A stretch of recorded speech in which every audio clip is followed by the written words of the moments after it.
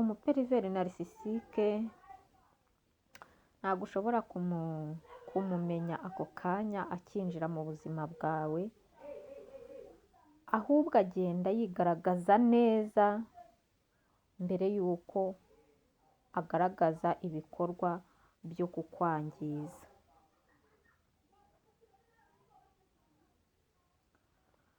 Ariko nubwo bimeze bityo, hari ibimenyetso bitihishira ushobora kwitaho, ukaba ushobora kumenya ko uri kwerekeza mu mubano unyerera.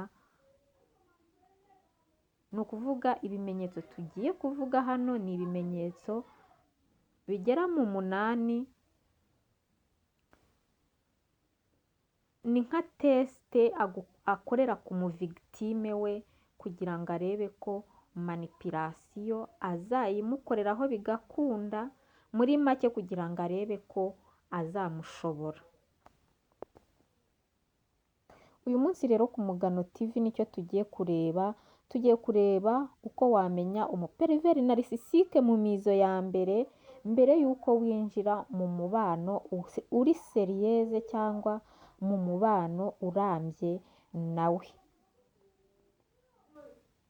Ikaze rero ku Mugano TV, abatarakanda subscribe mushobora kubikora kugira ngo ibiganiro byacu bye kujya bibacika.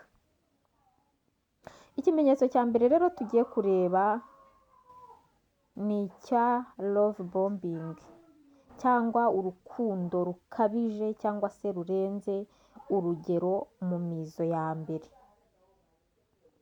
Usanga kugaragariza urukundo rwinshi rurenze urugero, ndetse bikaba ibintu byihuta vuba cyane, akakugira nk'aho uri umuntu udasanzwe winjiye mu buzima bwe. Ni ukuvuga ngo uru rukundo ruba rugaragara nk'aho rudasanzwe, rusa neza, mbese ku buryo rushobora kugusha mu mutego umuntu uwo ari we wese. Ariko ikigaragara ni uko nyuma y'amezi nk'atatu, hagati y'atatu n'atanu, usanga atangiye kugira guhindagurika, akamera nk'aho ari kugenda akwigarika gake gake, cyangwa se agenda akwereka isura ye ya nyayo, nabwo rimwe na rimwe akuvangavangira. Ikimenyetso cya kabiri rero ni uko guhindagurika gutunguranye.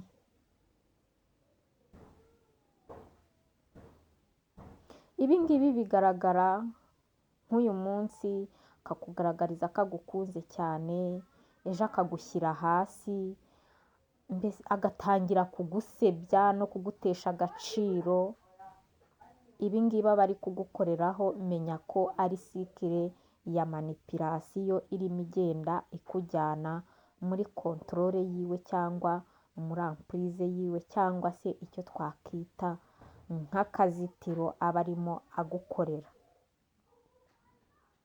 Ikintu cya gatatu ni uko yigira vigitime buri gihe, cyangwa se yigira nk'amagorwa, yigira nk'umuntu wagowe, nk'umuntu mbese nta na rimwe yemera amakosa ye. Buri gihe abayegise be baba ari babi, baramunaniye, inshuti ze ziba ari mbi, zaramunaniye, mbese uba usanga yigira nk'aho isi yose imurwanya, ari we wenyine kontere romonde. Mbega mu byo muvugana byose aba agaragaza ko mu bintu byose yera de, ahubwo isi yose ariyo yamubereye mbi. Ikindi kimenyetso wamumenyeraho, nta mpata agira, cyangwa se nabyita nk'ikizi, nko kwishyira mu mwanya w'abandi, kumva umubabaro w'undi, kwa kundi nyine umuntu akubwira agahinda ke ukishyira mu mwanya we. Iki kintu ntacyo ajya agira. Ibi ngibi uzabimenya kenshi iyo ugize nk'ikibazo gisaba atansiyo imuturutseho, cyangwa se umuganirije ku kintu kiguhangayikishije. ni ukuvuga ngo iyo ubabaye we ntabwo abyitaho, ibyo wiyumvamo we ntabwo abifata nk'iby'ingenzi, ahubwo niwe uba uri ku isonga hafi ya buri gihe. Ni ukuvuga ngo wowe iyo uzamuye ibyawe, ibikubabaje, ibiguteye agahinda, ibibazo byawe bikeneye atansiyo ye cyangwa yakugiraho inama, usanga ahise azamura ibye yita ko bimuhangayikishije kuruta ibyawe cyangwa se ari byo bifite agaciro. Ni ukuvuga ngo mu biganiro usanga mugirana, iyo manipulation yatangiye kuyikwapurikiraho, usanga muvugana ariko we akokipa nk'umwanya wa 80%. Mbese usanga ibiganiro byose bigenda bimugarukaho 80%, ku buryo usanga wowe wokipa umwanya wo gutega amatwi ucecetse. Ikindi cya gatanu wamumenyeraho ni uko agukoresha mu biganiro cyangwa muri manipulation akora. Ashobora kukubwira inkuru ibabaje kugira ngo nyine umutege amatwi, umwumve, wishyire mu mwanya we, ariko intego aba afite aha ngaha ni ukugira ngo ayobore amarangamutima yawe kuri we. Ikimenyetso cya gatandatu uzamumenyeraho ni ukwigizayo abandi mu buzima bwawe, kugukorera isolation. Aha ngaha buhoro buhoro utangira kwitandukanya n'inshuti zawe, igihe cyawe cyose bigasa naho ukimumariyeho, cyangwa se n'umuryango ugasanga bose wabigijeyo, akaba ari we centre y'ubuzima bwawe. Ibi ngibi abikora mu buryo udashobora guhita ubibona, ndetse biza naturellement, we ariyeranja ku buryo biza naturellement utaniranda konte yuko byabayeho, ushiduka uri wenyine, asigaye ari we centre y'ubuzima bwawe. Aha ngaha rero icyaba agamije ni ukugira ngo akugireho igenzura ryuzuye. Ikindi cya kabiri aba agushakaho ni icyo kugira ngo ashyire kure abantu bose bari susceptible yo kuba bashobora kumutahura, bakagukomanga bati iki n'iki witonde. Iyi niyo aba ari intego y'ibanze ya isolation. Ikintu cya karindwi nanone uzamumenyeraho ni face ebyiri zitandukanye. Ni ukuvuga ngo agira face agaragaza imbere y'abandi muri sosiyete, akagira n'iyo akwereka wowe mwenyine muri kumwe, ku buryo rimwe na rimwe ugira impression y'uko baguhinduriye cyangwa bakuguraniye. Uzasanga mu bantu ari umuntu mwiza, uri joviale, usekeje, uri smart, mbese ibintu byiza byose wakunda ku muntu abyujuje, ariko muri kumwe wenyine ugasanga ahise ahinduka. Iyo muri mwenyine niho agerageza, noneho urumva manipulation ye aba yatangiye kugenda yigaragaza ouvertement, kubera ko uko atangira kugenda akwiyegereza, ugenda ugwa mu mutego we buhoro buhoro, uko agenda agufatisha niko agenda kwereka uwo ari we wa nyawe, kuko aho ngaho uba wamaze gufatirwa mu cyo nakwita nk'urukundo. Amarangamutima yaragufashe ku buryo gukora marishariyeri ari ikintu kiba kigoye, usigara uri wizengurukaho, uri mu rujijo rudasobanutse, wibaza ibyo uri kuvamo, ariko kuko wafashwe n'urukundo deja, kuvamo bikaba ihurizo rigoranye. Aha rero niho atangira kukwereka uwo ari we wa nyawe, ku buryo akugaragariza visage ebyiri. Iyo ubona muri mwenyine ntuba ariyo umubonamo muri hanze mu bandi. Icya munani rero ari nacyo cya nyuma, ariko ntuhite ugenda, kuko nyuma yaho ndakwereka ibimenyetso bikomeye ugomba kwitaho cyane by'ingenzi, uzibonaho kugira ngo bikubere nka signalisation ya danger ko uwo mubano urimo kukwerekeza ahanyerera. Reka turebe rero ikimenyetso cya 8 cyamukubwira. Ahangaha ni kiripabilizasiyo cyangwa se kukuhinduriraho amakosa, gutuma wicira urubanza nk'aho ari wowe kabitera. Iyi kiripabilizasiyo ijyana na gazirayitingi, ya yindi yo kukwereka ko ibyo ubona atari byo, ibintu byo kukujagaraza, akajya kwereka ko reyali tubona uri kwibeshya, ku buryo ugera hahandi utangira nawe ubwawe kwishidikanyaho ukagira ngo urimo uragenda uta umutwe. Iyi kiripabilizasiyo rero ni intwari ikomeye ya manipulasiyo akoresha ku muvigitime wiwe. Ni ukuvuga ngo ibyo akoze byose cyangwa se ibyo umuroporosheje usanga ahise abiguhinduriraho, ahita abigusunikira akakwereka ko byose ari wowe. Ni ukuvuga ngo aremverisa ibyo yakoze, we ahita abikwerekezaho akakwereka impamvu byabaye ko ari wowe wabiteye. Wenda niba ari umumanipulateri ugira violence cyangwa se ugira umujinya urenze urugero, ugasanga akubwiye ko ari wowe wabiteye, ni wowe wamuteye umujinya, wabigenje gutya na gutya, niyo mpamvu nabigize gutya, rwose ntago bizongera, nawe ujya ugenda gakeya, buriya ubigenje gutya ntago byari kumera gutya. Atangira kugenda akoresha ino kiripabilizasiyo kugira ngo atume mu kwicira urubanza kwawe wiropuriya ku byifuzo bye. Nyine arakubwira ati buriya ubigenje gutya ntago nagira umujinya, ubigenje gutya urumva bakujyana we mu byo ashaka, kandi mu by'ukuri ikosa atari iryawe. Cyangwa se muri gazirayitingi yakubwira ko uri inkomwa hato, mbese ko ubona ibintu uko bitari, agatuma utangira gushidikanya ku byo wowe ubona umubonaho, agatangira kubyita ibinyoma kureba nabi, cyangwa se ku rundi ruhande rumwe muri kiripabilizasiyo akakubwira ko byose ari wowe ubitera. Mbese komporutoma agaragaza ibyo uri kumushinja byose impamvu ari wowe. Hari ibimenyetso rero buriya njya nkunda kubivuga cyane. Umubiri wacu ni icyumviro, cyangwa se akenshi tuwita icyumviro cya tushe, cyangwa se ko umuntu agukoraho, ikintu kigukoraho ukacyumva.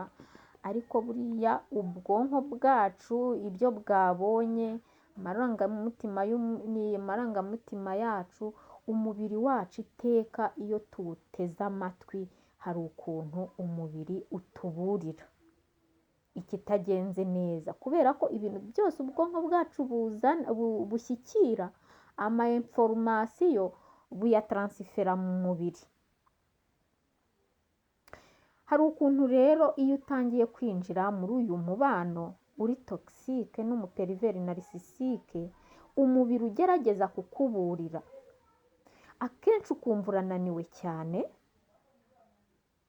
ukumva muri wowe ufitemo urujijo, mbese hari ibintu urimo kugerageza gusobanura ariko bidasobanuka, mbese ukumva ibintu birasobanye mu bwenge, hari amakuru utari gushyikira neza ngo uyashyire ku murongo, kandi ugatangira no kwishidikanyaho, ugatangura uvuga se ni ngewe ukabya, ese mana yanjye wenda se naba nsaba ibirenze ibikenewe, ese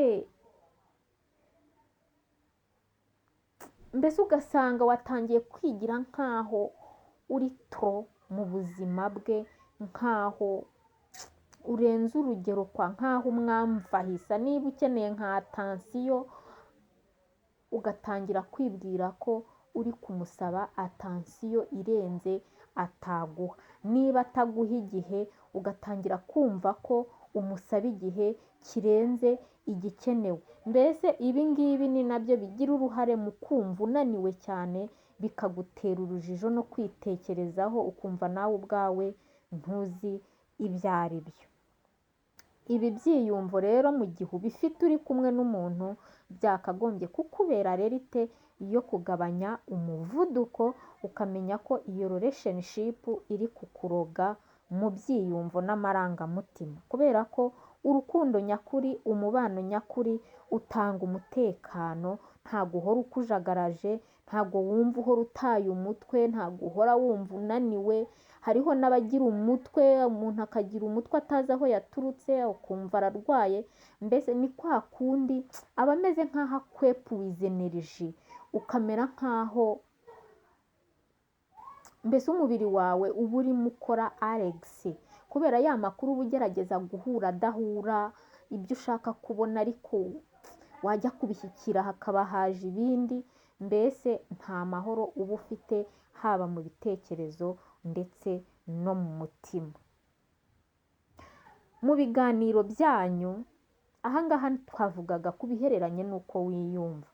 Mu biganiro byanyu rero usanga ari we wigarukaho 80%, wowe ugasanga icyo utegetswe ni uguceceka ukamutega amatwi. Usanga umuperiveri narisisike ari wa wundi ufata ijambo ritarangira, ku buryo wowe usanga uri kontere yo kugira ngo wumve gusa utabona naho useseka ijambo. Yewe niyo ugiye kuvuga usanga ahise yitanguranwa akaguca mu ijambo akivugira ibye. Mu gihe cyose rero wumva ibi bintu bitagenda, menya ko akenshi umubiri wawe, ubwenge bwawe biba birimo kukubwiza ukuri. Wikemera ngo kiripabilizasiyo na gazirayitingi bikutesha umutwe, wumve ko ibyo umubiri wawe uri kukubwira ari ibinyoma. Uko waba utangiye kumwishyiramo kose, ugomba kumenya ko muri iyo relationship urimo kugenda ahanyerera, cyangwa se uri kugenda aherekeza mu manga, ubundi ugabanye ushyiremo akariro gake. Nsoza rero ikiganiro cy'uyu munsi, nakubwira ngo ntago umupiyeni yihishira ubuziraherezo iyo witonze mu gihe cya fiyansaye, mu gihe mwitegura umubano, mu gihe mugitangira gukundana, mushaka kugera mu bikomeye, mbere y'uko ufata umwanzuro ukomeye wo kuba wagirana umubano nawe w'ubuziraherezo, gufata imyanzuro ikomeye, gerageza witonde ibi bintu, ibi bimenyetso bimwe na bimwe niba ubimubonaho, cyangwa se ukaba wumva utameze, uwo mubano wawe udatuma wumva utuje, purize genda gakeya, ni ikimenyetso cya danje. Ni ukuvuga rero mu myifatire y'iyo witonze, mu myitwarire ye, ugenda ubona ko hari ibintu byinshi bitari byiza birimo kugenda byisubiramo kenshi kenshi kenshi. Ibi rero nuhumiriza ukabirengaho muri relationship irambye, waramaje kwinjira muri angajoma, niho uzabyumva neza.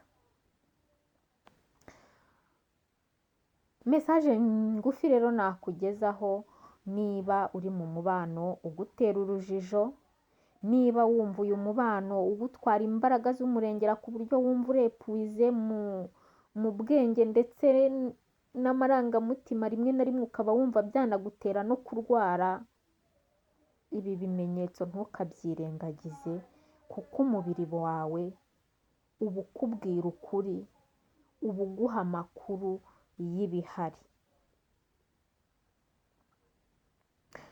Reka nsoreze ahangaha ikiganiro cy'uyu munsi. Hari hari inkuru ndimo kugenda negeranya gake gake y'ukuntu mu gihe utegura kuba wabana n'umuntu nk'umugabo n'umugore ushobora guheraho ugenzura cyangwa se ibyo wakora kugira ngo uzagire umubano mwiza urindwa ibikomere, kugira ngo ubashe kwishima muri uwo mubano kandi ubashe no kuba wadetegita umuntu uri togisike ushobora kukwinjirira mu buzima. Ndimo ndagenda mbitegura gake gake, nibimara kujya ku murongo amakuru nzayabaha.